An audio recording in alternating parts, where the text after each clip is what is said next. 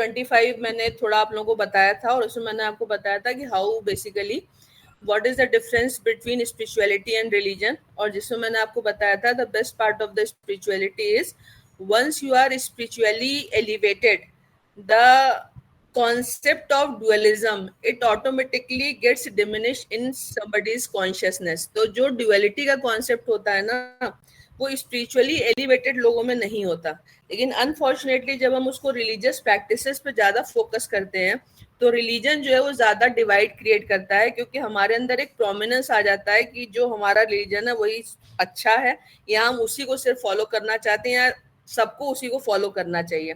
So that is the basic difference between spirituality and religion. But remember, ideally spiritualism is the most essential part of religion. So once the spiritualism is the most part of the religion and we all are going to consider it in the same manner, then in that circumstances the possibility of religion based discrimination automatically minimises.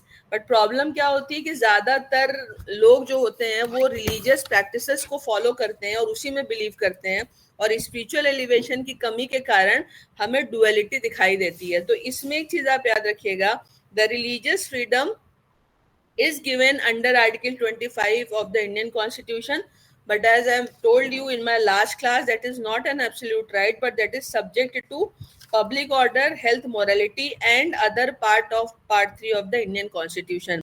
तो इसमें एक चीज आप याद रखिएगा कि 25 से पहले जितने फंडामेंटल राइट दिए गए हैं उनमें और 25 में कहीं पे कोई कंफ्लिक्ट हो तो ideally the first preference should be given to the fundamental rights prescribed from 14 till 24. तो 14 से 24 में जो दिए गए हैं ना उनको प्रायोरिटाइज किया जाना चाहिए कंफ्लिक्ट के कंडीशन में. 25 को आप प्रायोरिटी नहीं देना चाहिए, यानी वो सेकेंडरी हो जाना चाहिए. तो जो क्लियर रिस्ट्रिक्शन है वो है public order, health and morality. और दूसरा जो मैंने आपको इसमें बताया था कि आर्टिकल 25 परमिट्स यू, क्या क्या परमिट करता है, प्रोफेस, प्रैक्टिस एंड प्रोपोगेट. तो प्रोपोगेशन के बारे में भी मैंने आपको लास्ट क्लास में बताया था कि in the constituent assembly debate there was a big question that whether the propagation should be allowed under the Indian Constitution or not, because there was an apprehension that the Christian missionaries that can bring a huge conversion specifically in the tribal areas. लेकिन उसके बावजूद भी missionaries को या propagation को यहाँ पे permission दी गई, जिसको बाद में सुप्रीम कोर्ट ने बोला कि you can propagate your religion which also includes religious conversion. इसमें एक चीज आप याद रखिएगा, ये भी एक बहुत सोचने वाली बात है कि 25 is talking about propagation of religion. It is not talking about religious conversion. So this is also a very, very important issue that whether the propagation also includes religious conversion. और ये बात आपको इसलिए भी समझनी चाहिए कि propagation का मतलब होता है you are spreading the best part of your religion. Spreading best part of your religion का मतलब होता है कि आपके religion में जो best practices या best चीजें हैं उसके बारे में आप लोगों को अवेयर करते हो. तो इसमें एक इम्पॉर्टेंट बात ये भी होती है कि if suppose you like something about another religion, that not necessarily you are going to change your religion. You can follow your belief, you can follow your religion, and you can also believe or follow some practices which are prescribed in some other religion. But ये propagation का जो religious conversion हुआ है ये आपका कहीं ना कहीं सुप्रीम कोर्ट के जजमेंट से और जो ग्राउंड इम्पैक्ट है ये उससे आया है. तो अब ये क्या इसमें कह दिया गया है कि propagation of religion, if it converts into religious conversion, then religious conversion is also permissible, but that should not be deceitful और coercive conversion. तो ये deceitful और coercive conversion का मैंने आपको बताया था लास्ट क्लास में कि deceitful and coercive conversion होते हैं, but it is very difficult to find out because once a person is going to get any benefit and going to convert himself, definitely he is not going to confess that he is converting himself under any kind of pressure, coercion or any other kind of external factor. तो इसको इसीलिए आपने देखा होगा कि there are certain states which have specifically passed anti conversion laws, और इसका क्या impact होता है, कन्वर्जन क्यों जो है वो प्रॉब्लमेटिक होता है. इसीलिए आपने देखा होगा कि दुनिया के अलग अलग या सारे देशों को अगर आप डिवाइड करेंगे तो उसमें आपको लगभग 52 to 54 there are Islamic countries and there are more than 100 Christian countries and there is no Hindu country as of now. So ये जो क्रिश्चियन कंट्री या इस्लामिक कंट्री होती हैं जो प्योर क्रिश्चियन होती हैं, जो प्योर इस्लामिक होती हैं, जैसे आपने इस्लामिक कंट्री में देखा religious propagation is not allowed. So what is the reason? The reason is they do not allow any kind of religious conversion. And one of the very important reason is कि ऐसा भी होता है कि religious conversion जब excessive होता है, then it can also harm the national integrity of a particular nation. तो national integrity का सॉवरेनिटी और रिलीजियस कन्वर्जन का सीधा संबंध है, इसके बारे में मैंने आपको लास्ट क्लास में बताया था. और इसीलिए अभी आपने देखा कि in a recent judgment the Supreme Court has mentioned that the forceful religious conversion is a direct threat to the national security. तो यहाँ पे कॉन्स्टिट्यूशन में जो बोला गया वो मैंने आपको बताया, इसमें टर्म प्रोपोगेशन यूज है. इसके जब आप सब क्लॉज 2 पे आते हो तो सब क्लॉज 2 क्या कहता है कि nothing in this article shall affect the operation of any existing law or prevent the state from making any law. State क्या कर सकता है? स्टेट लॉ बना सकता है. कैसा लॉ बना सकता है? रेगुलेटिंग और restricting any economic, financial, political और other secular activity which may be associated with religious practice. तो स्टेट क्या लॉ बना सकता है? स्टेट जो है वो रिलीजियस प्लेसेस की इकोनॉमिक, फाइनेंशियल, पॉलिटिकल या किसी भी अदर सेकुलर एक्टिविटी को रेगुलेट कर सकता है. तो इसका मतलब क्या हो गया? इसका मतलब ये हुआ कि स्टेट जो है वो रिलीजन्स की स्पेसिफिक इसको अगर आप बहुत सिंपल तरीके से समझेंगे तो सुप्रीम कोर्ट ने जो इसका इंटरप्रिटेशन किया वो ये किया है कि किसी भी रिलीजन की जो रिलीजियस प्रैक्टिसेस हैं उसको आप 2 हिस्सों में बांट सकते हो. The first one is the essential religious practice and the second one is the non essential religious practice. तो इसेंशियल रिलीजियस प्रैक्टिस का मतलब होता है which is the core of the religion. Core of the religion का मतलब क्या हुआ कि अगर आपने उसको रिलीजन से हटा दिया then the religion will lose its identity. तो इसेंशियल रिलीजियस प्रैक्टिसेस को स्टेट टच नहीं कर सकता या उसमें इंटरफियर नहीं कर सकता, लेकिन जो नॉन इसेंशियल रिलीजियस प्रैक्टिसेस हैं उनको जो है वो कहीं ना कहीं रेगुलेट किया जा सकता है. और नॉन इसेंशियल रिलीजियस प्रैक्टिसेस में ही आपकी इकोनॉमिक एक्टिविटीज, फाइनेंशियल एक्टिविटीज और दूसरे तरीके की सेकुलर एक्टिविटीज आती हैं. और सेकुलर एक्टिविटी का मतलब होता है कि आपकी वो रिलीजियस प्रैक्टिसेस जो आपके रिलीजन के लिए इसेंशियल नहीं है लेकिन वो संविधान के अकॉर्डिंग नहीं है, इसलिए उनको रेगुलेट किया जा सकता है. तो ये बात आप याद रखिएगा कि religious practices are not absolutely immune but they can be very well regulated. और ये जो आपने इकोनॉमिक, फाइनेंशियल देखा है, इसमें आपने देखा है कि बड़े लंबे समय से या आप कह दो इधर कुछ समय से, या अगर आप इसका पूरा का पूरा इतिहास देखेंगे तो आपने देखा कि इंडिया में जब भी इन्वेजन हुआ तो सबसे पहले यहाँ के टेम्पल्स को टारगेट किया गया. चाहे वो कोई भी हो, चाहे वो मुगल आए हों या आपके अंग्रेज आए हों, उनका पहला टारगेट जो था वो टेम्पल था. और टेम्पल के टारगेट होने के 2 रीजन थे. The first reason was temple were the centre of culture and religious belief. दूसरा ये था कि temple were the centre of prosperity. पैसा जो था वो सारा का सारा आपका मंदिरों में था. इसीलिए आपने देखा कि अफगानिस्तान से भी जो लोग आए, जो इन्वेडर्स आए, जो मुगल्स आए, उन्होंने सबसे पहले मंदिरों को तोड़ा. और जब अंग्रेज आए तो सबसे पहले उन्होंने मंदिरों पे एंट्री टैक्स लगाया था, बिकॉज दे न्यू कि मंदिरों से वो जितना पैसा कमा सकते हैं उतना पैसा वो कहीं से नहीं कमा सकते. लेकिन जब भारत आजाद हुआ तो आजाद होने के बावजूद भी मंदिरों से जो धन की उगाही का ये जो काम था ये लगातार चलता रहा. और इसीलिए आपने देखा कि पिछले कुछ टाइम से एक मूवमेंट चल रहा है जिसको कहते हैं फ्री टेम्पल मूवमेंट. इसमें मैं आपको कुछ जजमेंट भी बताऊंगी. फ्री टेम्पल मूवमेंट क्यों चलाया जा रहा है? फ्री टेम्पल मूवमेंट इसलिए चलाया जा रहा है कि most of the temples, more than 90%, they are or their financial or economic activities are regulated by the state. तो जो आप वहां पे दान देते हैं ना, वो दान सीधे सरकार के हाथ में जाता है और सरकार उस पैसे से कुछ पैसा निकाल करके जो आपका मंदिर प्रशासन है उसको देती है. अब यहाँ पे एक बड़ा सवाल ये उठता है कि sometimes in some cases and in some temples the government is going to provide a meagre amount. Meagre इतना कम पैसा देते हैं, सारा पैसा ले करके इतना कम पैसा मंदिरों को दे रहे हैं कि मंदिर की डे टू डे एक्टिविटीज का सर्वाइवल भी मुश्किल है. And the latest issue is the issue of Lord Jagannath temple में अभी ये लेटेस्ट इशू आया है. क्योंकि इसमें एक चीज आप याद रखिएगा कि जो भी मंदिर के पुजारी होते हैं they perform different kind of rituals. तो उनको इतना पैसा मिलना चाहिए कि वो और उनका परिवार सरवाइव कर सके.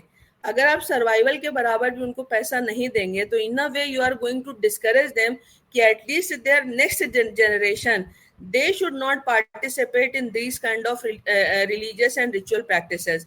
तो धीरे धीरे क्या होगा कि मंदिर में जो पुजारियों का एक पीढ़ी दर पीढ़ी लोग आते हैं ना, वो पीछे छूटते जाएंगे और इसका सीधा इम्पैक्ट जो है वो एक रिलीजन की रिलीजियस एक्टिविटी पे होता है।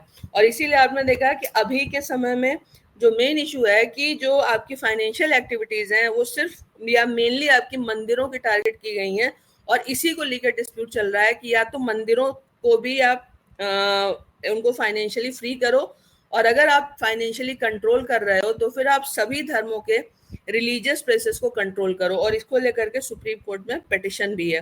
तो इसमें आप याद रखिएगा कि अभी के हिसाब से जो इसेंशियल रिलीजियस प्रैक्टिसेस हैं, जैसे आपने देखा सिख धर्म के 5 लक्षण हैं, इसलिए आपने देखा कि सिखिज्म में कृपाण लेके चलना अलाउड है, क्योंकि कृपाण जो है वो उनके रिलीजन का एक इसेंशियल पार्ट है। इसी तरीके से अगर आप इस्लाम को देखते हो तो रोजा, नमाज, हज, ज़कात, ये सारी चीजें जो है ये इस्लाम का इसेंशियल पार्ट है।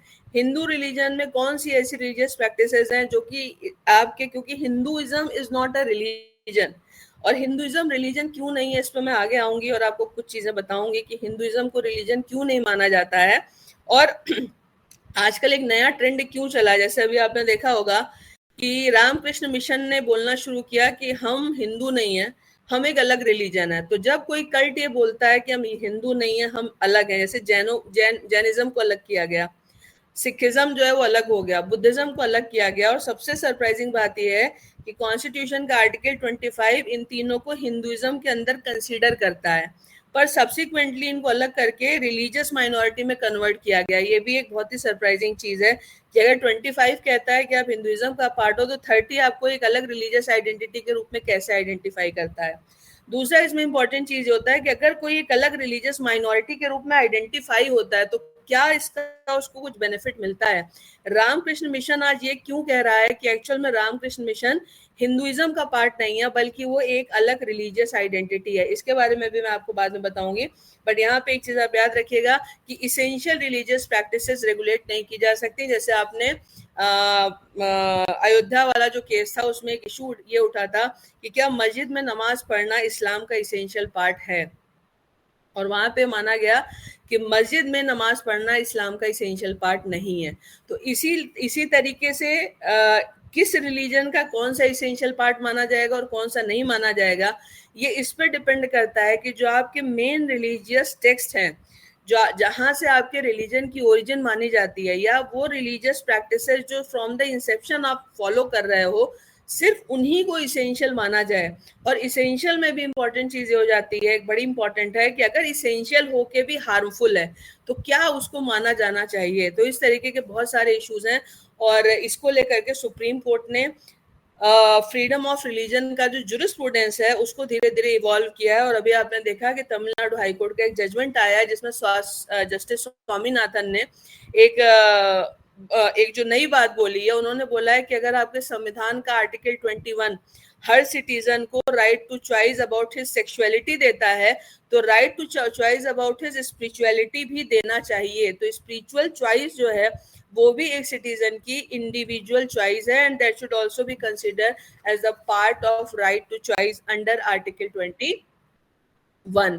तो ये आपका तो ये याद रखिएगा, essential practices should not be interfered by the state, but non essential practices they are definitely they can definitely be controlled by the state। दूसरा इसका जो सब पार्ट बी है 25(2) sub clause B, providing for social welfare and reform और the throwing open of Hindu religious institution of a public character to all classes and section of Hindus. तो इसमें एक याद रखिएगा, जो भी हिंदू टेम्पल्स होंगे या हिंदू रिलीजियस प्लेसेस होंगे जो पब्लिक कैरेक्टर के हैं, पब्लिक कैरेक्टर का मतलब जहाँ पे आम पब्लिक जा सकती है, वहां पे आप क्लास की बेसिस पे या सेक्शन की बेसिस पे हिंदुओं में कोई डिस्क्रिमिनेशन नहीं करेंगे। तो यहाँ पे अगर आप इसका लिटरल इंटरप्रिटेशन समझेंगे तो इसका मतलब ये भी है कि इसका मतलब नॉन हिंदूज की एंट्री को प्रोहिबिट किया जा सकता है, लेकिन जो भी हिंदू माना जाएगा उसकी आप क्लास और सेक्शन की बेसिस पे टेम्पल में एंट्री को प्रोहिबिट नहीं करेंगे। इसीलिए अगर आपने साउथ में देखा होगा तो साउथ में जो विदेशी मंदिरों को देखने आते हैं, एक लेवल के बाद उनके जाने पे रोक लगा दी जाती है और वहां पे साफ साफ लिखा होता है कि इसके बाद जो है जो सिर्फ बिलीवर है या जो हिंदू हैं सिर्फ वही अलाउड होंगे। तो इसका लिटरल इंटरप्रिटेशन ये कहता है इसका कि हिंदू में किसी भी कैटेगरी का हिंदू हो, किसी भी क्लास और सेक्शन का हिंदू हो, उसको आप मंदिर में एंट्री करने से प्रोहिबिट नहीं कर सकते हैं, लेकिन नॉन हिंदूज जो हैं उनकी मंदिरों में एंट्री प्रोहिबिट की जा सकती है। फिर इसका एक्सप्लेनेशन 1 क्या कहता है, the wearing and carrying of kirpan shall be deemed to be included in the profession of Sikh religion। जैसे मैंने आपको बोला था कि सिखिज्म के जो 5 इसेंशियल कैरेक्टरिस्टिक्स हैं उसमें कृपाण माना जाता है और इसीलिए एक्सप्लेनेशन 1 में कृपाण को एक्सक्लूड किया गया, यानी कृपाण लेकर के अगर कोई सिख पब्लिक प्लेस पे चलना चाहता है then that is considered as the essential part of Sikhism, यानी सिख रिलीजन का इसेंशियल पार्ट होने के कारण उसको कृपाण लेकर के चलना अलाउड होता है। और आपने देखा है कि ये चीज हमने देखी कि सिख जो है वो कृपाण लेकर के चलते हैं। फिर एक्सप्लेनेशन 2 जो है वो कहता है in sub clause B of clause 2 the reference to Hindus shall be construed as including a reference to person professing Sikh, Jain or Buddhist religion and the reference to Hindu religious institution shall be construed accordingly। तो इसका मतलब explanation 2 में साफ साफ कहते हैं कि जहाँ पे हिंदू शब्द का इस्तेमाल किया गया है उसमें सिखिज्म, बुद्धिज्म और जैनिज्म ये तीनों इंक्लूडेड माने जाएंगे। और इसका कारण ये है कि इन तीनों की ओरिजिन यानी जो मदर है वो कहीं ना कहीं सनातन माना जाता है और ये एक ही मेन सोर्स से जो है ये ओरिजिनेटेड हुए हैं, इसीलिए इनको, और ये सारे हिंदुस्तान से निकले हुए धर्म हैं, इसीलिए इनकी ओरिजिन जो है वो सनातन मानी जाती है और इन सबको जो है वो हिंदुइज्म का हिस्सा माना जाता है। तो सिख, बौद्ध और जैन ये तीनों जो है हिंदू धर्म का या हिंदू माने जाएंगे, ये आर्टिकल 25 आपका कहता है। तो 25 अब आपको क्लियर हो गया होगा। सिटीजन के right to freedom of religion की बात करता है, एब्सोल्यूट नहीं है, पब्लिक ऑर्डर, हेल्थ, मोरालिटी या आपका part 3 of the Indian constitution के किसी और फंडामेंटल राइट की बेसिस पे इस पर रिस्ट्रिक्शन लगाया जा सकता है। इसेंशियल रिलीजियस प्रैक्टिसेस में स्टेट इंटरफियर नहीं करेगा, लेकिन नॉन इसेंशियल रिलीजियस प्रैक्टिसेस जो फाइनेंशियल, इकोनॉमिक या अदर सेकुलर एक्टिविटीज होती हैं उसमें स्टेट इंटरफियर कर सकता है। जैसे आपको याद होगा जब अभी ट्रिपल तलाक का मुद्दा आया था तो फिर से ये इशू उठा था कि क्या ट्रिपल तलाक जो है वो इस्लाम का या मुसलमानों के right to freedom of religion में ये इंटरफेरेंस है। तो इसमें आपने देखा होगा कि मैंने आपको शुरू में बताया था कि आर्टिकल 13 सब क्लॉज 2 का इसमें डिफेंस लिया गया था, जिसमें बोला गया था कि लॉ की डेफिनेशन में पर्सनल लॉ नहीं आते, इसलिए अगर पर्सनल लॉ से राइट टू इक्वलिटी वायलेट भी होता है तो भी आप इसे as a fundamental right claim नहीं कर सकते हैं। इसको सुप्रीम कोर्ट ने नहीं माना। और दूसरा जो ट्रिपल तलाक को इस्लाम का रिलीजियस पार्ट एसेंशियल माना गया था इसको भी नहीं माना है। और इसलिए मैंने आपको शुरू में एक चीज बताई थी कि जहां पे आपका रिलेशनशिप सुप्रीम डिवाइन से है सिर्फ वहीं तक आपकी एक्टिविटी रिलीजियस मानी जाएगी। उस एक्टिविटी में आप खुद को सुप्रीम डिवाइन से कनेक्ट करने के लिए जो भी प्रैक्टिसेस फॉलो करते हैं वो आपकी रिलीजियस प्रैक्टिसेस होंगी। लेकिन जहाँ पे आपकी कोई रिलीजियस प्रैक्टिस किसी दूसरे ह्यूमन बीइंग को अफेक्ट कर रही है वहां पे वो रिलीजियस प्रैक्टिस ना मान करके आपके सिविल और कॉन्स्टिट्यूशनल प्रोविजन से, सिविल लॉ और कॉन्स्टिट्यूशनल प्रोविजन से गवर्न होगी। और इसीलिए आपने देखा कि बलि प्रथा बैन की गई, सती प्रथा बैन की गई और साथ ही साथ आपने देखा कि देवदासी प्रथा बैन की गई, क्योंकि यहाँ पे आपने जो प्रथाएं चलाई हैं उनका कोई रिलीजियस बेसिस समझ में नहीं आता और वो आर्टिकल 21 को वायलेट करती हैं। और इसीलिए आपने देखा कि इन सारी प्रथाओं को संविधान आने के पहले भी बैन कर दिया गया था और कुछ प्रथाएं ऐसी थी जिनको कि संविधान आने के बाद बैन किया गया। तो ये इसीलिए है क्योंकि ये ह्यूमन टू ह्यूमन बिहेवियर से कनेक्टेड है, ना कि इंडिविजुअल टू डिवाइन के रिलेशनशिप से रिलेटेड है। तो जहाँ पे आपका कोई रिलीजियस प्रैक्टिस किसी दूसरे ह्यूमन बीइंग के फंडामेंटल राइट को अफेक्ट करती है वहां पे आप right to freedom of religion की प्ली नहीं ले सकते हैं। तो ये था आपका आर्टिकल 25 का बेसिस। अब इसमें आज हम 2 केसेस देखेंगे। जो पहला केस है वो केस है कमिश्नर ऑफ पुलिस वर्सेस आचार्य जगदीश्वरानंद अवधूत का। कमिश्नर ऑफ पुलिस वर्सेस आचार्य जगदीश्वरानंद अवधूत।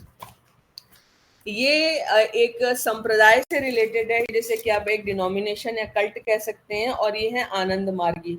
आनंद मार्गी बेसिकली शैवायत, यानी अगर आपने हिंदुइज्म को पढ़ोगे आप, तो ये बेसिकली 3 कल्ट में, मतलब 3 हिस्से में या कल्ट में डिवाइडेड है।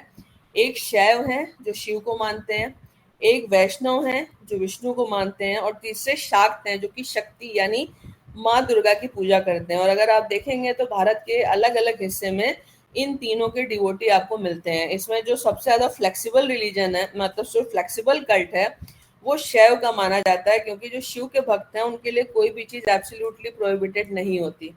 जो वैष्णव होते हैं उनके लिए बहुत सारी चीजें प्रोहिबिटेड होती हैं।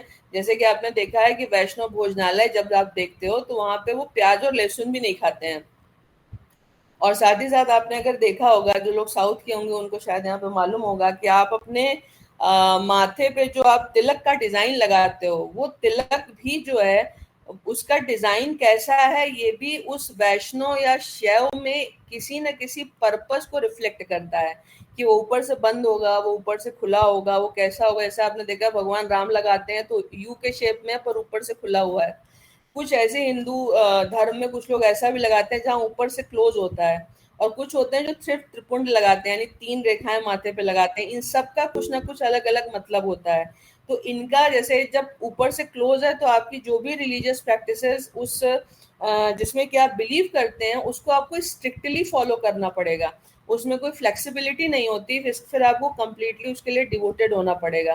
तो उसमें फ्लेक्सिबिलिटी है, उसमें कितनी रिजिडिटी है, ये सारी चीजों का सिंबल कहीं ना कहीं वो आपका तिलक भी रिफ्लेक्ट करता है। तो उसका वो हम लोगों को बहुत सारी चीजें पता नहीं होती हैं, बट एक्चुअल में जब आप उसकी पीछे की फिलॉसफी पे जाते हो तो उसमें वो कहीं ना कहीं आती है। तो ये जो आनंद मार्गी हैं, ये बेसिकली जो आपका क्या बोलते हैं इसको, तांडव डांस, तांडव शिव के अनुयायी हैं। और शिव को अगर आप देखेंगे तो इनकी जो आपके ये अघोर पंथ के बेसिकली फॉलोअर होते हैं। और अघोर पंथ को अगर आप समझते होंगे तो जैसे आपका काशी जो है वो अघोर पंथ का एक बड़ा सेंटर माना जाता है।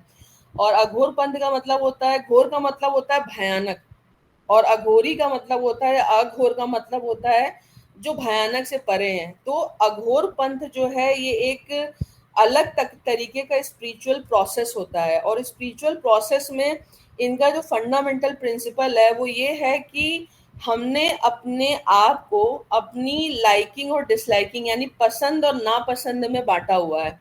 तो आप अपने आप को इस तरीके से ट्रेंड करो कि आपके लिए कोई भी चीज पसंद और नापसंद में डिवाइड नहीं होनी चाहिए। आपको सब कुछ पसंद है और आपको ऐसा कुछ भी नहीं है कि जो आपको पसंद ना हो। इसीलिए जब आप अघोर पंथ को देखते हैं तो अघोरी जो हैं वो शमशान में रहते हैं और वो सारी उन चीजों का भक्षण करते हैं जो कि एक आम आदमी नहीं खाता। इनफैक्ट वो आपने देखा होगा तो चिता की भस्म लगाएंगे, वो डेड बॉडीज को भी खाते हैं। और अघोर पंथ का एक जो बड़ा इम्पोर्टेंट जो उनकी पूरा का पूरा ओवरऑल मॉडल है उसमें जो लॉर्ड शिवा हैं वो जीवन और मृत्यु दोनों का सिंबल माने जाते हैं। तो इनका अगर आप देखोगे तो ये जो जलती हुई चिता होती है ना, उसकी तीव्र ऊर्जा का इस्तेमाल अपनी जो स्पिरिचुअल पावर है उसको जगाने के लिए करते हैं। और अगर आपने अघोरपंथ को थोड़ा पढ़ोगे तो आपको ये समझ में आता है कि इनका जब कोई डेड बॉडी ले जाई जाती है तो इनको बड़ा इंटरेस्ट होता है ये जानने में कि मरने वाले की उम्र क्या है। अगर वो अपनी आयु पूरी कर चुका है तब तो उस डेड बॉडी में इनको इंटरेस्ट नहीं होता, लेकिन अगर वो कोई यंग है तो ये इसका भी प्रयास करते हैं कि क्या हम उसमें जीवन को वापस ला सकते हैं क्या, या क्या उसको पूरा दोबारा जिंदा किया जा सकता है क्या। तो ये इनकी एक अलग तरीके की पूरा का पूरा स्पिरिचुअल प्रोसेस है। और स्पिरिचुअल प्रोसेस में जैसे मैंने आपको बताया कि ये लॉर्ड शिवा के बिलीवर होते हैं। तो लॉर्ड शिवा के बारे में एक बड़ी और इम्पोर्टेंट चीज मानी जाती है कि शिव को शून्य माना जाता है। और ये माना जाता है कि सब कुछ जो है शिव से प्रकट होकर के शिव में ही समाहित है। और अगर आप इस चीज को साइंटिफिकली डिकोड करते हो तो अगर आपने इन्फिनिटी को समझा हो तो ये कहीं ना कहीं उस इन्फिनिटी को रिफ्लेक्ट करता है। जैसे कि इन्फिनिटी को रिफ्लेक्ट करने का मतलब क्या है, आपने बीच में जीरो रखा, आप एक तरफ गए, आप गए 1, 10, 100, 1000 और ऐसे ऐसे आप आगे बढ़ते चले जाओगे, एक एक जीरो बढ़ाते चले जाओ, कभी गिनती खत्म नहीं होगी। दूसरी तरफ आप जाओगे 0.1, 0.01, 0.001, 0.0001 और आप 0 बढ़ाते जाओ, ये गिनती भी कभी खत्म नहीं होगी। पर ये दोनों आकर के जिस पॉइंट में मिलती हैं वो शून्य है। तो शून्य का मतलब क्या होता है, जिससे सारी चीजें क्रिएट होती हैं और उसी में जाकर के अल्टीमेटली सारी चीजें मिल जाएं। और अगर आप इसको ध्यान से देखोगे तो आपके यूनिवर्स की जो ब्लैक होल की थ्योरी है वो कहीं ना कहीं इसी को रिफ्लेक्ट करती है। तो एक्चुअल में अगर आप पूरा का पूरा जो हिंदू फिलॉसफी की स्पिरिचुअलिटी का जो एंगल है, अगर आप उसको ढंग से समझना चाहोगे या समझोगे तो आपको ये समझ में आता है कि यूनिवर्स जिस रूल को फॉलो करता है ये बेसिकली उन्हीं फंडामेंटल प्रिंसिपल्स पे इवॉल्व है। और इसी तरीके से आपने देखा होगा, अगर आपने जैसे पढ़ा होगा, तो ब्लैक होल में जो चीज आती है वो गायब हो जाती है।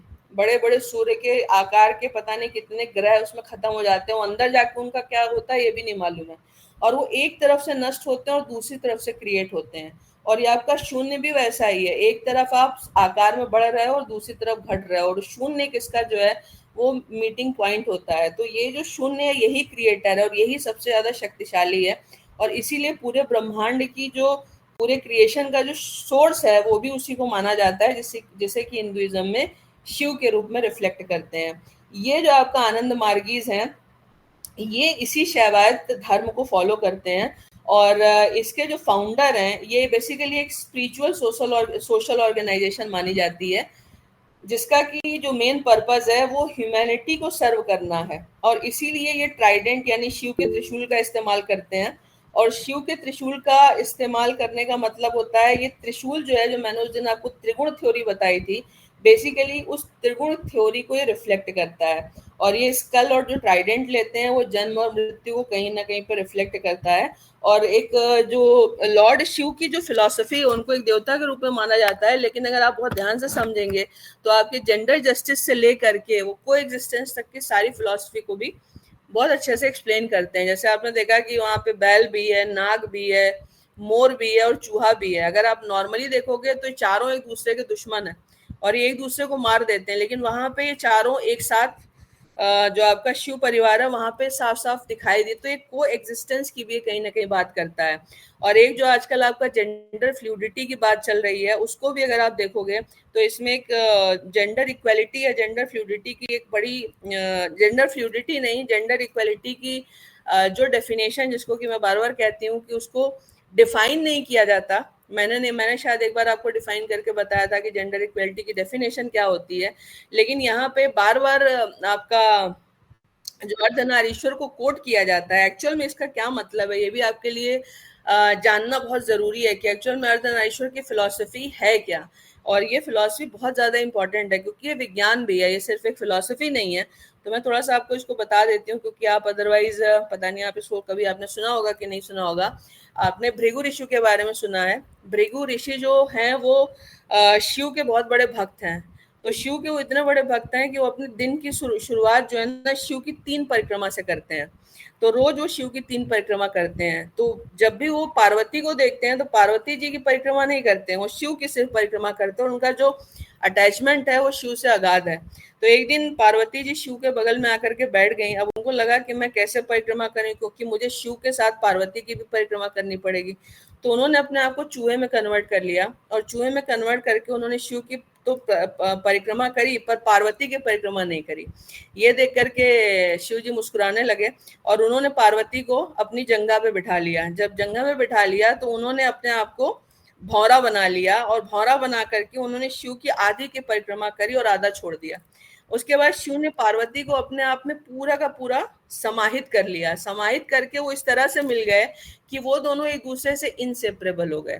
इसी रूप को जो है वो अर्धनारीश्वर कहा गया, लेकिन एक्चुअल में इसका मतलब सिर्फ वो एक स्टोरी के रूप में इंडिकेशन है। और इंडिकेशन ये है क्योंकि आजकल बहुत ज्यादा इस पे बात हो रही है, इसलिए मैं आपको थोड़ा सा बता देती हूँ। इंडिकेशन इसका मतलब ये है कि अगर आप देखोगे फीमेल बॉडी में मेल हार्मोन और हर मेल बॉडी में फीमेल हार्मोन होता है। इसका मतलब है कि हर मेल में एक सर्टेन लेवल तक फीमेल कैरेक्टर और हर फीमेल में एक सर्टेन लेवल तक मेल कैरेक्टर की प्रोबेबिलिटी होती है। और इसका मतलब होता है लव, कंपैशन, एग्रेशन एंड आपका जो स्ट्रेंथ है, इसका कॉम्बिनेशन जो है ये मेल और फीमेल होता है।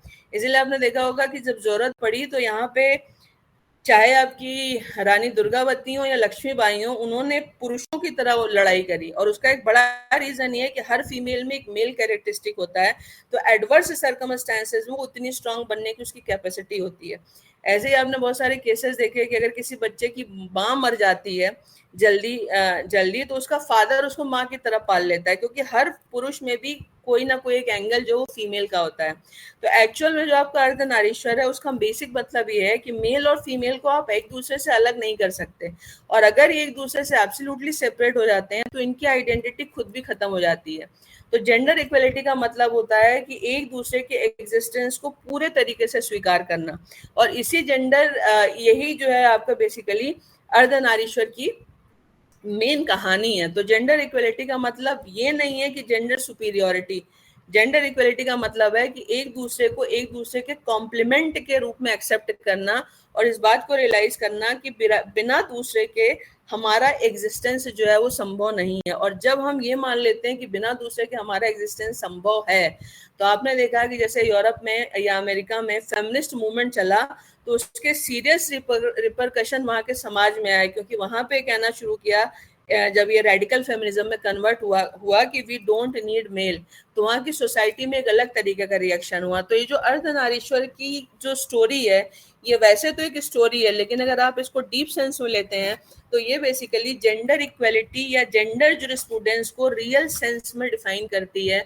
जहां वो कहती है कि there should not be any concept of gender superiority, but there should be the concept of mutual respect and mutual acceptance. तो ये जो आपका अघोर पंथ है या जो आपके आनंद मार्गीज हैं, ये इन्हीं शिव की इन्हीं फिलॉसफीज को फॉलो करते हैं, और फॉलो करने के साथ साथ इन्होंने अपनी जो इसेंशियल रिलीजियस प्रैक्टिसेस बना रखी हैं, उसमें एक बहुत इंपॉर्टेंट जो प्रैक्टिस है वो तांडव डांस है। तांडव शिव का उग्र रूप माना जाता है, जिसमें कि एक अलग तरीके की स्पिरिचुअल, जब वो क्रोधित अवस्था में होते हैं, एक अलग तरीके की स्पिरिचुअल एनर्जी की बात की जाती है। अब इसमें एक इशू ये है कि ये जो आपके आनंद मार्गी हैं, ये अपने इस तांडव डांस को ये पब्लिकली परफॉर्म करना चाहते हैं, और जब इन्होंने पब्लिकली परफॉर्म करने के लिए प्रशासन से परमिशन मांगी, तो अथॉरिटीज ने इनको क्या कर दिया, इन्होंने बोला कि तांडव डांस को पब्लिक प्लेस में परफॉर्म करना, ये this is not the essential part of Anand Margi. तो आनंद मार्गी का इसेंशियल पार्ट ये नहीं है, तो हम आपको पब्लिक में तांडव डांस करने की परमिशन नहीं देंगे। अब इस जरा केस को आप ध्यान से समझिएगा। इन्होंने बोला कि पब्लिक प्लेस में हम आपको तांडव डांस करने की परमिशन नहीं देंगे, और क्यों नहीं देंगे, उसका रीजन इन्होंने ये बताया कि जब ये तांडव डांस करते हैं तो इनके हाथ में जिंदा सांप होते हैं, इनके हाथ में स्कल होती है, ट्राइडेंट होता है, और ये उग्र रूप में होते हैं, शिव के उग्र रूप को रिफ्लेक्ट करते हैं, जिससे पब्लिक में एक पैनिक क्रिएट होता है।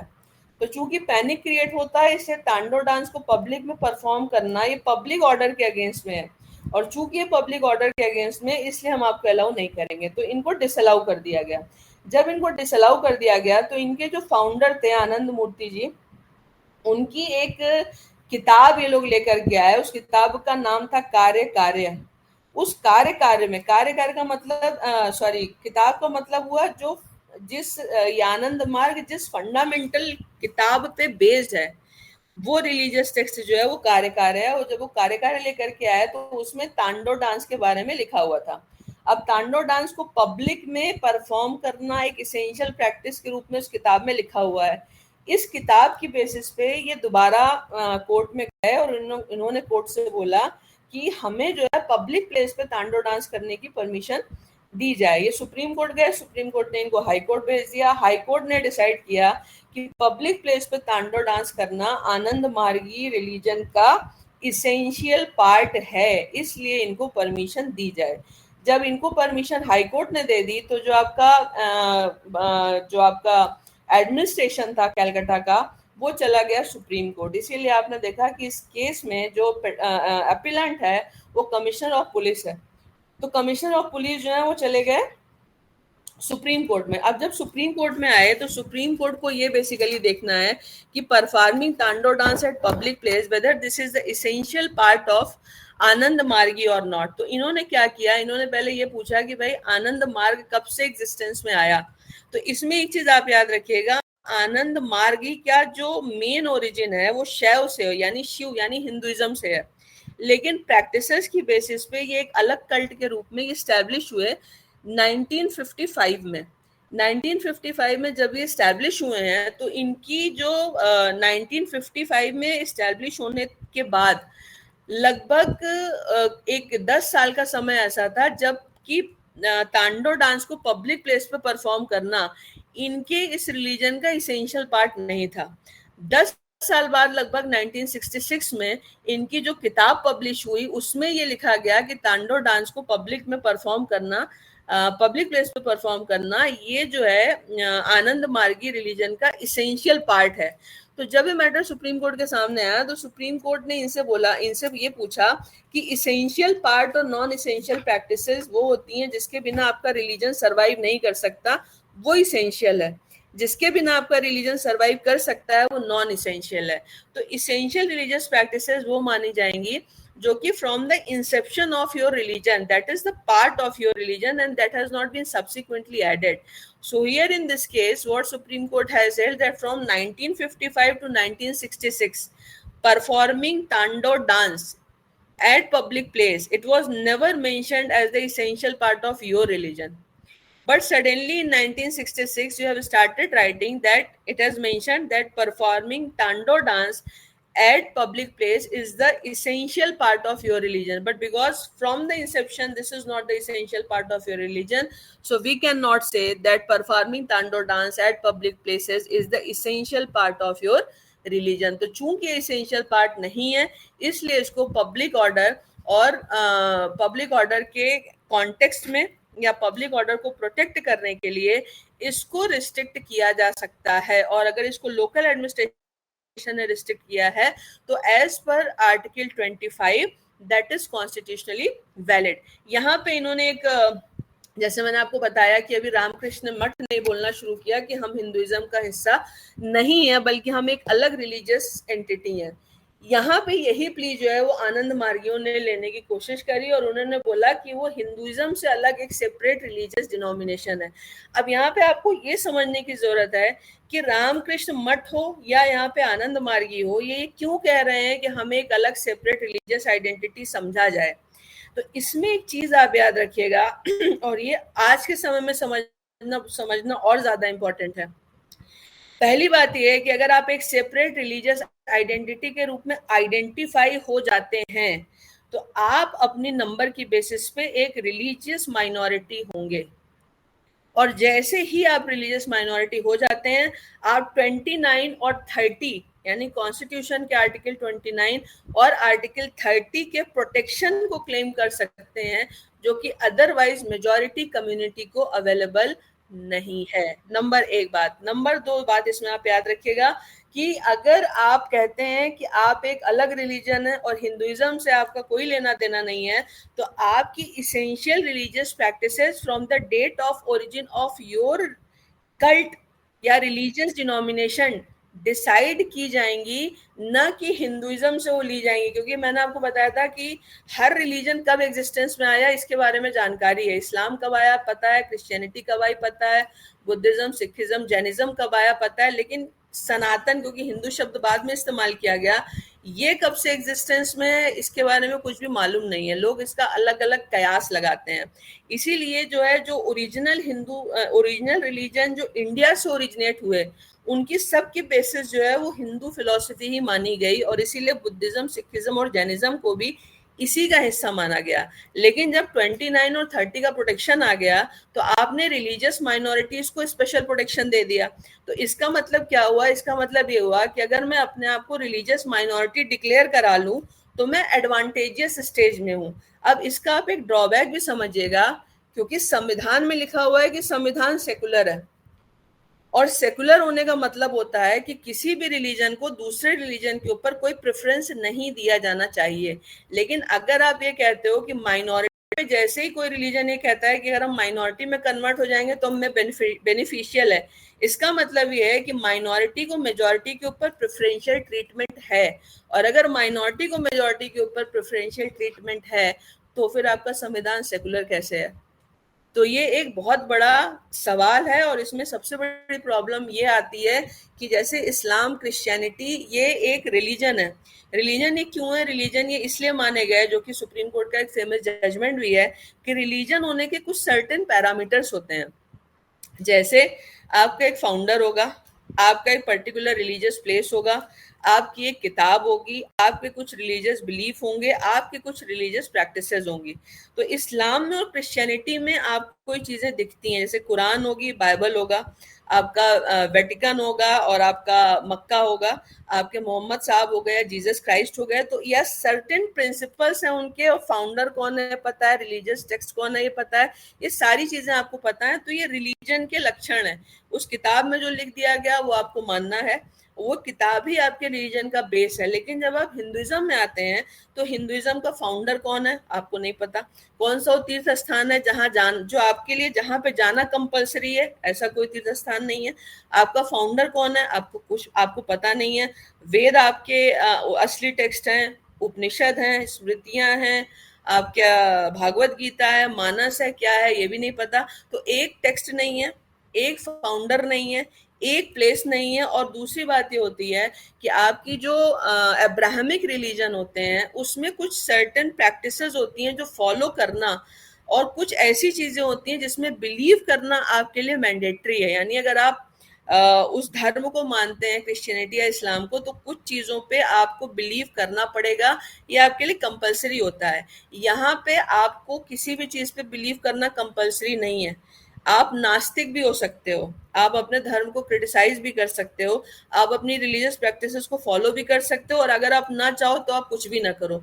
तो अगर आप कुछ भी नहीं करते हो फिर भी आप हिंदू हो, और कुछ करते हो तो भी आप हिंदू हो। किसी रिलीजियस प्लेस पे जाते हो और किसी रिलीजियस बुक में बिलीव करते हो तो भी आप हिंदू हो, और नहीं करते हो तो भी आप हिंदू हो। दूसरी इंपॉर्टेंट बात ये होती है कि अब्राहमिक रिलीजन में बच्चे के जन्म के बाद कुछ स्पेशल रिचुअल्स के बाद उसका उस रिलीजन में कन्वर्जन होता है। लेकिन हिंदुइज्म में बच्चे के पैदा होने के बाद ऐसी कोई एसेंशियल प्रैक्टिस नहीं होती है जिसको करने के बाद वो हिंदुइज्म में आए। तो इसका मतलब जो आप हिंदुइज्म में बॉर्न, आप एज अ हिंदू हो सकते हो, आप हिंदुइज्म के नॉन बिलीवर हो सकते हो, यानी कुछ भी करके आप हिंदू ही रहोगे। आपको इसीलिए हिंदुइज्म में ब्लैस्फेमी का कॉन्सेप्ट नहीं है, ईश निंदा हिंदुइज्म पे लागू नहीं होती है। लेकिन आपके जो अब्राहमिक रिलीजन है उसमें ईश निंदा होती है, इसीलिए आपने देखा होगा वहां पे लॉ होते हैं, और वहां पे ब्लैस्फेमी एक सीरियस ऑफेंस माना जाता है। और इसीलिए सुप्रीम कोर्ट ने जजमेंट में ये बोला है, उसका नाम मुझे याद नहीं आ रहा, मैं आपको बता दूंगी, जिसमें कि सुप्रीम कोर्ट ने डिसाइड किया कि Hinduism is basically, it is not a religion but it is a way of life. तो एक जब आप इसको हिंदुइज्म में इतनी ज्यादा डाइवर्सिटी है, आप किसी में भी, आप वैष्णव हो, शिव हो, शाक्त हो, आप अद्वैत को मानते हो, द्वैत को मानते हो, आकार को मानते हो, निराकार को मानते हो, साकार, जिसको भी मानते हो आप हिंदू हो सकते हो। तो यहाँ पे समस्या ये आ रही थी कि ये समस्या है कि अगर आप इनको रिलीजियस प्रैक्टिसेस के आधार पे अगर इनको तोड़ने लगोगे तो आपका पूरा का पूरा हिंदुइज्म टूट जाएगा। इसीलिए ये चीज इंपॉर्टेंट है कि आप जब रिलीजियस माइनॉरिटी शब्द इस्तेमाल कर रहे हो तो आप किस कॉन्टेक्स्ट में एक्चुअल में इस्तेमाल कर रहे हो। और इसीलिए आपने देखा होगा कि जब सिखिज्म, बुद्धिज्म और जैनिज्म को अलग रिलीजियस आइडेंटिटी के रूप में स्टैब्लिश किया गया, जो कि ओरिजिनली एज पर 25 हिंदुइज्म का पार्ट थी, तो इसको लेकर के भी बहुत डिबेट हुआ था कि whether it was done for some kind of political benefit, या इसको क्यों किया गया, जबकि essentially they can not be separated from the original Sanatan Dharma. So ये भी एक बहुत इंपॉर्टेंट इशू है, और ये इसलिए भी बहुत ज्यादा आप लोगों के लिए जानना जरूरी है, क्योंकि इन चीजों पे लगातार कोर्ट से लेकर के आपके पॉलिटिकल डोमेन तक लगातार इन चीजों पे बात होती है।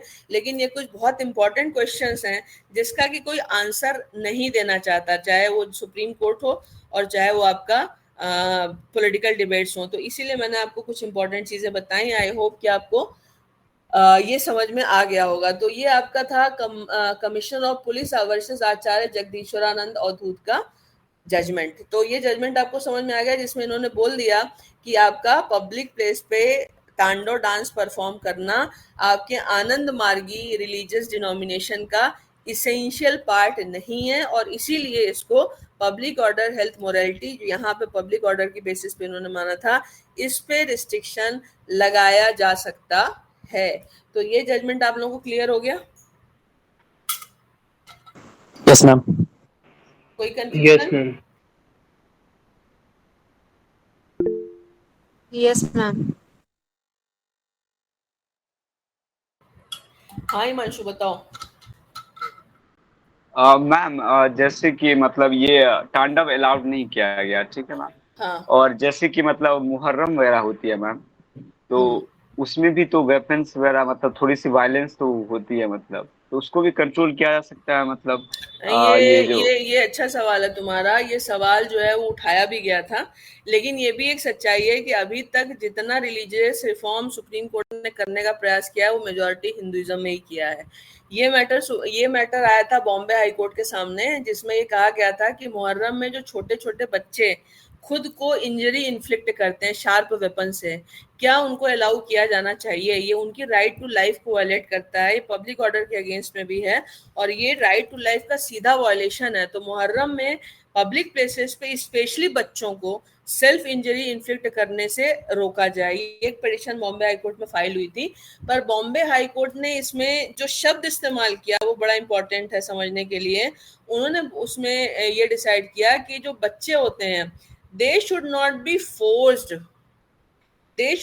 फोर्स्ड, किस चीज के लिए फोर्स उनको नहीं किया जाना चाहिए? खुद को हार्म कॉज करने के लिए। इसका मतलब अगर वो कहते हैं कि वॉलंटरली अपने को हार्म कॉज कर रहे हैं, then that should be allowed. So remember in the legal language what terminology is going to be used, that is extremely important. Here they have used the term force. तो force शब्द जो है इन्होंने automatically कर दिया कि अगर force नहीं है और आप अपने आप करना चाहते हो तो आप करो। तो ये बात सही है कि जिस तरीके से इन्होंने इसको पब्लिक प्लेस पे बैन किया है, मुहर्रम पे केसेस आए थे सुप्रीम कोर्ट के हाई कोर्ट के सामने, पर उस पे बैन नहीं लगाया गया। और उसमें जो सबसे इम्पोर्टेंट केस है आपका, वो आपका बॉम्बे हाई कोर्ट का ये जजमेंट है। ठीक है हिमांशु? मैम एक और चीज है मैम, जैसे माइनॉरिटीज को प्रोटेक्शन दिया हुआ है आर्टिकल 19, 29 और 30 में। जैसे हम लोग अगर आर्टिकल 14 को देखें मैम कॉन्स्टिट्यूशन में, तो वो इक्वालिटी की बात करता है। लेकिन उसी के जब फर्दर जाते हैं तो 15 और 16 है जहाँ पे इक्विटी की बात की गई है, उसके हिसाब से रिजर्वेशन दिया गया। तो कह सकते हैं कि मतलब ये जो हमारा जो एक जनरल कॉन्सेप्ट है, ठीक है, एक मेजोरिटी रिलीजन है एक देश में और बाकी माइनॉरिटी रिलीजन है, तो मैम उसको प्रोटेक्शन के लिए जो है may be on the basis of equity, मतलब समथिंग लाइक दैट मैम, ये एक्सटेंशन दिया गया है। इसमें एक बहुत इंपॉर्टेंट बात होती है, ये इस बात को यहाँ पे लगातार बोला तो जाता है जो तुम बोल रहे हो, लेकिन इसमें एक इम्पॉर्टेंट पॉइंट भी है। पॉइंट इम्पॉर्टेंट ये है कि आप किसी को प्रोटेक्ट तब करते हो ना जब उसको कोई थ्रेट होता है। अगर किसी को कोई थ्रेट नहीं है तो आप उसको प्रोटेक्ट करोगे क्या? तो यहाँ पे एक चीज याद रखना, जब कॉन्स्टिट्यूंट असेंबली डिबेट हुई थी, मैं इसको आर्टिकल 29, 30 में बताती, तो वहां इस पर बहुत जबरदस्त डिबेट हुई थी कि क्या कॉन्स्टिट्यूशन में, क्योंकि इसको याद रखना कि जिस समय भारत पाकिस्तान बटा था उस समय यहाँ पे मुस्लिम पॉपुलेशन 8% थी और जो लैंड लेके अलग हुए वो 16% थी। तो बटा किस पे? रिलीजन की बेसिस पे बटा था। तो रिलीजन की बेसिस पे जब बटा और इतनी बड़ी संख्या में लोग इधर से उधर गए, तो ये मान लिया गया कि जिनको पाकिस्तान से प्यार था वो पाकिस्तान चले गए और जो हिंदुस्तान में रह गए उनको हिंदुस्तान से प्यार था। तो अब यहाँ पे दोबारा ना ये रिलीजन पे कोई अब प्रेफरेंस क्रिएट नहीं किया जाना चाहिए, क्योंकि उस समय कॉन्स्टिट्यूंट असेंबली को लग रहा था कि अगर दोबारा हमने रिलीजन का हिसाब चलाया तो देश फिर से बटेगा, क्योंकि फिर यहाँ पे होगा कि फिर माइनॉरिटी के नाम पे प्रमोट किया जाएगा, माइनॉरिटिज्म चलाया जाएगा। उन्होंने मुस्लिम लीग को प्रमोट किया, फ्यूचर में चल करके फिर यही चीज चलेगी और देश फिर टूट सकता है। तो जब आप कॉन्स्टिट्यूंट असेंबली डिबेट पढ़ते हो तो उसमें खुद कई सारे मुस्लिम मेंबर्स थे जिन्होंने बोला कि अब संविधान में आप रिलीजियस माइनॉरिटी शब्द लेके मत आओ। अगर आप इसको लेकर के आओगे तो फिर आप वही चीज क्रिएट करोगे जो अभी भारत पाकिस्तान के डिवीजन के रूप में हुई है। तो यहाँ पे एक बहुत महत्वपूर्ण सवाल ये भी था कि जिसको आप प्रोटेक्शन दे रहे हो क्या वाकई में उसको कोई थ्रेट था क्या? क्योंकि यहाँ पे अगर पूरे हिंदुस्तान का आप इतिहास देखोगे तो चाहे माइनॉरिटी संख्या में एक रहा हो, चाहे वो हजारों की संख्या में रहा हो, आज तक यहाँ पे माइनॉरिटी का परसिक्यूशन कहीं नहीं हुआ है। अभी भी इस देश में जहाँ पे परसिक्यूट हुए हैं वो मेजोरिटी कम्युनिटी हुई है। जहाँ पे माइग्रेशन हुआ है फोर्सफुल, कश्मीर या कहीं भी देखो, वो मेजोरिटी कम्युनिटी का हुआ है। तो सवाल यहाँ पे ये भी था कि जब थ्रेट नहीं तो आप प्रोटेक्शन क्यों दे रहे हो? दूसरा क्वेश्चन यहाँ पे ये था कि जब आर्टिकल 29 में आपने कल्चरल माइनॉरिटी की बात कर दी, तो 30 में रिलीजियस माइनॉरिटी शब्द इस्तेमाल करने का क्या मतलब है? क्योंकि जो रिलीजियस माइनॉरिटी है वो ऑटोमेटिकली 29 में कल्चरल माइनॉरिटी में प्रोटेक्ट हो गई। पर उसके बावजूद जब फाइनल ड्राफ्ट आया, तो इसमें फाइनल ड्राफ्ट में ये ताजुब की बात इसमें ये है कि पूरे कॉन्स्टिट्यूएंट असेंबली डिबेट में का विरोध हो रहा है, लेकिन जो फाइनल ड्राफ्ट आता है उसमें फिर से रिलीजियस माइनॉरिटी शब्द का इस्तेमाल किया गया था। अब ये कैसे हुआ है, ये क्यों हुआ है, इसके बारे में हम में से किसी को नहीं मालूम है। लेकिन इसमें एक इंपॉर्टेंट चीज ये है कि जब आपने इसमें फिलोसॉफिकली अगर आप देखोगे, जैसे मान लो मुझे हर समय याद दिलाया जाता है कि मेरी कास्ट क्या है, या मुझे हर समय याद दिलाया जाए कि मेरा रिलीजन क्या है, तो एक्चुअल में क्या कभी मेरी कास्ट और मेरा रिलीजन मेरे दिमाग से निकलेगा क्या? आप जब फ्रेटर्निटी की बात करते हो या सेकुलरिज्म की बात करते हो, तो सबसे उसका इम्पोर्टेंट जो पार्ट है वो ये है कि लोगों को उनकी कास्ट और रिलीजन से ऊपर लेकर के जाओ। लेकिन आज भी अगर आप देखते हो, इतने साल आजादी के बाद भी यहाँ पे कास्ट बेस्ड सेंसस होगा, रिलीजन बेस्ड रिजर्वेशन होगा, रिलीजन बेस्ड डिस्क्रिमिनेशन होगा, तो आप उस चीज से बाहर निकलना ही नहीं चाहते। और आप निकलना क्यों नहीं चाहते हो? क्योंकि वो पॉलिटिकली आपको सूट करता है। तो अगर आप पूरा ओवरऑल फिलोसॉफी आप देखोगे, तो फ्रेटर्निटी का मैंने आपको बताया था, सुप्रीम कोर्ट की सबसे बड़ी गलती है कि सुप्रीम कोर्ट ने आज तक फ्रेटर्निटी को as the part of basic structure accept ही नहीं किया, जबकि fraternity is the basic of the basic structure है। उसका मैं आपको रीजन सिंपल सा एक्सप्लेन कर देती हूँ। रीजन सिंपल सा ये है कि जैसे मान लो एक भाई दूसरे भाई को, या एक परिवार के जो सदस्य होते हैं वो एक दूसरे को नुकसान क्यों नहीं पहुंचाते हैं? क्योंकि उनको पता है कि हमारा इनसे एक रिलेशन है, या हमारे भाई हैं, बहन है, हमारे रिश्तेदार हैं, यानी वो फ्रेटर्निटी में बंधे हुए हैं। अगर आपने इस फ्रेटर्निटी को ब्रेक कर दिया, तो ब्रेक करने का मतलब तुम हमेशा उस आदमी से, आप सड़क पे जा रहे हो, किसी आदमी का एक्सीडेंट हो गया, कोई मर गया, आपके सामने गोली चल गई, आपको कोई मतलब नहीं। क्यों? क्योंकि आपके लिए मैटर ही नहीं करता। वो मैटर क्यों नहीं करता? क्योंकि आपको उससे कोई लेना देना नहीं है। लेकिन अगर आपने फ्रेटर्निटी के कॉन्सेप्ट को एक्सपैंड किया और आपको अंदर ये फीलिंग क्रिएट की गई कि नहीं भैया ये भी हमारा है, तो आप सड़क पे पड़े हुए एक व्यक्ति को भी उठा करके हॉस्पिटल ले जाओगे। हमारे यहाँ प्रॉब्लम क्या क्रिएट की गई कि चूंकि फ्रेटर्निटी पे जोर ही नहीं दिया गया, और दूसरा क्या किया गया, कास्ट और रिलीजन को लोगों को भूलने नहीं दिया गया। आप कोई भी फॉर्म भरो, आप कहीं भी अप्लाई करो, आप कुछ भी करो, सबसे पहले आपकी कास्ट और सबसे पहले आपका रिलीजन पूछा जाता है। तो भारत की जो ओरिजिनल फिलॉसफी है ना, वो क्या कहती है? वो कहती है कि समरसता के साथ समानता होनी चाहिए, यानी एनिमिटी लोगों के बीच में क्रिएटेड नहीं होनी चाहिए। पर जो मॉडल अंग्रेज यहाँ छोड़ के गए थे ना, हमने आजादी के बाद अभी तक उसी मॉडल को फॉलो किया है, क्योंकि वो पॉलिटिकली हमें सूट करता है। तो हम क्या करते हैं कि पहले हम बता, देखो तुम हिंदू हो, तुम मुसलमान हो, तुम ईसाई हो, तुम अगड़े हो, तुम पिछड़े हो, तुम फलाना हो, तुम, और उसके बाद हम कहते हैं नहीं फिर हम भारतवासी हैं। तो इसका मतलब आप याद रखना, वो आपको आपकी आइडेंटिटी से बाहर निकालना नहीं चाहते हैं।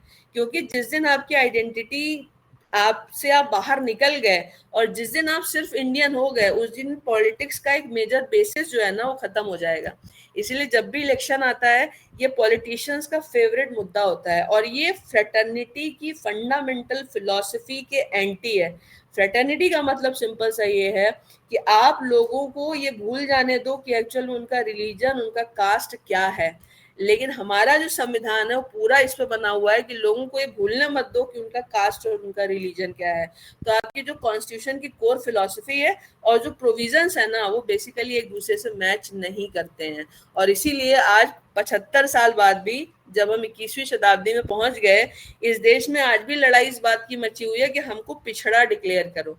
और ये बहुत ही सरप्राइजिंग है, क्योंकि हम कहते हैं हम दुनिया की 5वीं अर्थव्यवस्था है, तीसरी सबसे बड़ी अर्थव्यवस्था है, हर कोई बेनिफिशियरी, और मार किस बात की मची है कि मुझे पिछड़ा डिक्लेयर किया जाए। ये क्यों हो रहा है? क्योंकि हमें लगता है कि हम अपने राइट को लेकर के ज्यादा कंसर्न है, हमें दूसरों से मतलब नहीं है। और इसका सबसे बड़ा रीजन ये है कि हमने कास्ट और रिलीजन की बेसिस पे पूरी सोसाइटी को डिवाइड कर रखा है। इसलिए फ्रेटर्निटी यहाँ सिर्फ प्रियम्बल में दिखाई देती है, लेकिन एक्चुअल में वो इम्प्लीमेंट किया जाए, इसका जो एफर्ट है ना, तो सरकारों की तरफ से दिखता है और ना ही सुप्रीम कोर्ट की तरफ से दिखता है। क्योंकि सुप्रीम कोर्ट ने भी इसको डाइल्यूट करने के लिए कभी भी कोई प्रयास नहीं किया है। इनफैक्ट बहुत सारे जजमेंट ऐसे हैं जिसमें सुप्रीम कोर्ट ने इसको एनकरेज किया है। तो ये भी आज हमें सोचना पड़ेगा कि जब हम 75 साल संविधान के मना रहे हैं, तो संविधान की फिलॉसफी में और उसके जो, क्योंकि इंडिया की जो कोर फिलॉसफी है, मैंने आपको उस दिन भी बताया था, ये फ्रेटर्निटी पे बेस्ड है।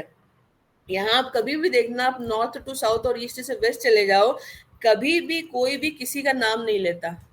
आप उसकी उम्र के हिसाब से उसको कोई ना कोई संबंध से ही एड्रेस करते हो। आप बोलो चाचा जी, भैया, दीदी, भाभी, अम्मा, कुछ भी आप बोलो, आप कभी किसी का नाम नहीं लेते। यहाँ का बेसिक कल्चर है। तो फ्रेटर्निटी को यहाँ का समाज जीता था। उसको खत्म करके जो डिवाइड करने का काम किया ना हमने, वो पहले अंग्रेजों ने किया और उसके बाद हमने किया है। इसीलिए हमारे समाज में हमारी जो एक पॉलिटिकल और कॉन्स्टिट्यूशनल स्ट्रक्चर में हमने जिस चीजों को प्रमोट किया है, वो कॉन्स्टिट्यूशन की जो बेसिक फिलॉसफी है ना, ये उसके एंटी है। और एंटी होने के कारण ही हमने शब्द तो लिख दिए, पर कभी हम उस अर्थ को आज तक अचीव नहीं कर पाए हैं। और कब अचीव करेंगे, आई डोंट नो। जैसे कास्ट है